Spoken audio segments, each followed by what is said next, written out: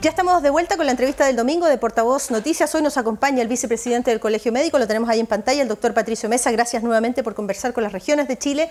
Y yo decía en la primera parte de esta conversación que estamos muy preocupados. Usted decía, probablemente esta no sea la peor parte de la pandemia, el peor momento, probablemente esté por venir. Y eso es muy preocupante.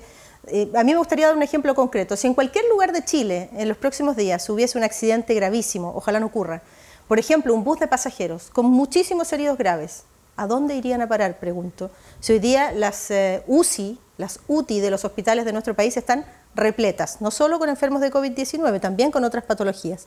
Otros enfermos que han quedado de alguna manera, ¿verdad?, rezagados porque los hospitales han estado casi al 100% volcados a esta pandemia. Entonces estamos en una situación tan delicada y me gustaría que usted hiciera un análisis de lo que está ocurriendo en este panorama nacional, porque tenemos muy pocas zonas de Chile con los indicadores controlados.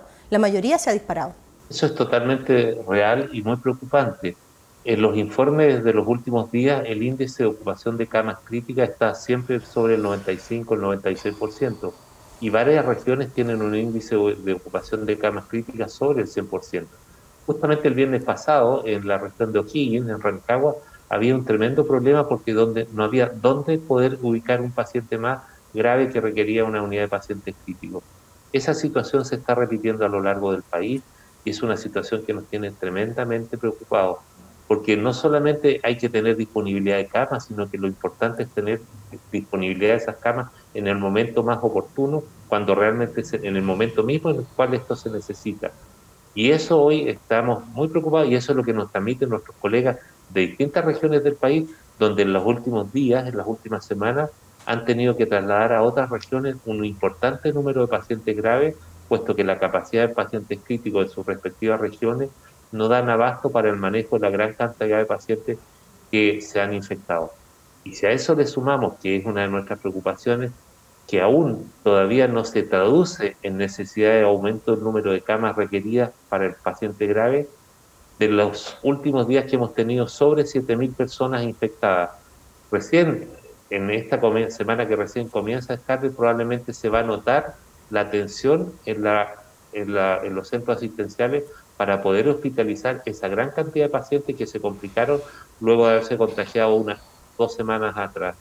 Por lo tanto, la ocupación de camas es uno de los grandes elementos que nos obliga, como país también, y como individuos y como comunidad, a tomar todas las precauciones justamente para evitar el riesgo no solamente de enfermarnos de coronavirus, sino de tener un accidente, de tener un infarto o cualquier descompensación de alguna enfermedad, por banal que pudiese ser al comienzo, porque la posibilidad de encontrar camas disponibles en forma oportuna hoy es cada vez más difícil. Y digamos las cosas como son, hoy día en las calles sigue circulando una enorme cantidad de gente, algunos por la necesidad de salir a trabajar, de pagar sus deudas, de alimentarse, ¿verdad?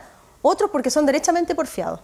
Fíjese que hace unos días la doctora Caterina Ferrecho, epidemióloga, miembro del Consejo Asesor del Ministerio de Salud, me decía, un enorme porcentaje, el 50% probablemente de lo que estamos viviendo hoy día se deba a que la gente olvidó el autocuidado, creyó que se vacunaba y estaba lista, y no es así. Hay otro porcentaje que decía que tiene que ver con las variantes, con las nuevas cepas de este COVID-19. Y hoy día no tenemos garantías de que las vacunas que estamos aplicando nos protejan frente a aquello. Pero mientras más gente haya en las calles, este virus seguirá pasando de persona en persona, seguirá mutando y seguiremos en problemas. Entonces esto parece un asunto y un problema gravísimo de nunca acabar. Eso no hay duda y probablemente en parte el origen de esa falta de cuidado que ha tomado un porcentaje importante de la población es que no se le ha transmitido adecuadamente un mensaje de riesgo adecuado. Hoy cuando escuchamos los informes diarios se habla del éxito de la vacunación, que somos los mejores del mundo en vacunar, que somos los mejores del mundo en hacer el número de test, que hemos reconvertido un número importante de camas en pacientes críticos. Por lo tanto, el mensaje que recibe la comunidad es que lo estamos haciendo regio, que esto ya está pasando, que lo estamos superando, y eso no es así. En ningún momento se dice con claridad, en forma muy categórica, que estamos en el peor momento de la pandemia. Está muriendo mucha gente, entre 150 a 200 personas por día como consecuencia de la enfermedad. Tenemos más de 7.000 infectados por día. O sea, es una situación grave, por lo tanto, tenemos que ser consistentes con el mensaje que le estamos transmitiendo a la comunidad. Hoy todos corremos el riesgo de enfermarnos y de enfermarnos gravemente de coronavirus. Por lo tanto, el mensaje es a cuidarse y a tomar y respetar todas las medidas que sean necesarias para evitar los contagios. En esta semana, doctor, estuvimos cruzados con una serie de rumores y especulaciones, que el ministro de Salud, Enrique París, había presentado la renuncia, que el presidente no se la había aceptado. Cuando le preguntaron públicamente al ministro París, dijo, no, yo no he renunciado, yo sigo en este cargo. Tenemos que hacernos cargo también, yo creo, del descrédito de la política, que a veces cuando un dirigente político o algún directivo dice algo, la mitad de la gente le cree, la otra mitad no. Pero esto es un momento delicado, doctor. Yo le pregunto a usted, que es un oftalmólogo, que ha trabajado en el sur de Chile, que ha sido un médico comprometido con la salud pública y que hoy día está ahí a la cabeza del Colegio Médico junto a Isquia Siches. Si usted, en su condición de médico, de estar ahí en un recinto de salud y de ver lo que está ocurriendo, le puede hablar a la gente que está en las regiones de Chile y tratar de hacerle entender lo que estamos viviendo. Como tú decías, estamos frente a una situación en el contexto de un estallido social en el cual apareció también esta pandemia, donde hay una falta de credibilidad, hay una falta o la sensación de la comunidad de que falta transparencia y que las decisiones se están tomando más allá de un interés sanitario, sino que con otros tipos de prioridades. Nosotros como Colegio Médico, y yo en particular les quiero llamar, hoy estamos en una situación muy grave, la pandemia es real, está muriendo mucha gente, ya llevamos más de 30.000 personas fallecidas por el coronavirus, otras que han quedado con secuelas importantes para el resto de su vida, y queda mucha gente por enfermarse y mucha gente más que va a tener que ser hospitalizada.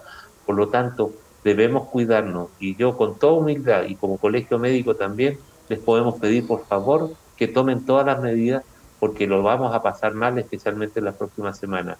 Más allá de los aciertos y desaciertos que la autoridad esté cometiendo en este momento, nosotros debemos asumir que cada uno de nosotros, yo, mis hijos, todos, tienen un grado de responsabilidad en el autocuidado y ese autocuidado va a permitir que yo me mantenga sano y en mi entorno y mis seres queridos también se mantengan en esta condición.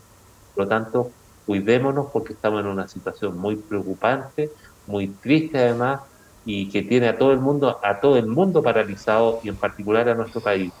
Sabemos que esto tiene consecuencias económicas tremendamente duras y en eso también creemos que le hemos reiterado en muchas oportunidades al gobierno que tenemos que darle el apoyo económico necesario a las familias más vulnerables, especialmente en regiones, los sectores rurales, para que estas personas, estos grupos familiares puedan cumplir en forma efectiva, eficiente, las cuarentenas en sus domicilios y así también proteger la salud de ellos y la salud colectiva. Finalmente, doctor, le pregunto si usted pudiera enviarle un mensaje al presidente de la República. ¿Qué le gustaría decirle? Creemos que estamos en momentos muy difíciles en el manejo de nuestra pandemia y en esto tenemos que estar todos unidos y por eso el Colegio Médico y probablemente muchos actores de la comunidad, de la sociedad, estamos dispuestos a sumarse al trabajo que se está realizando. Por favor, escuche la opinión de todos nosotros porque creemos que podemos aportar.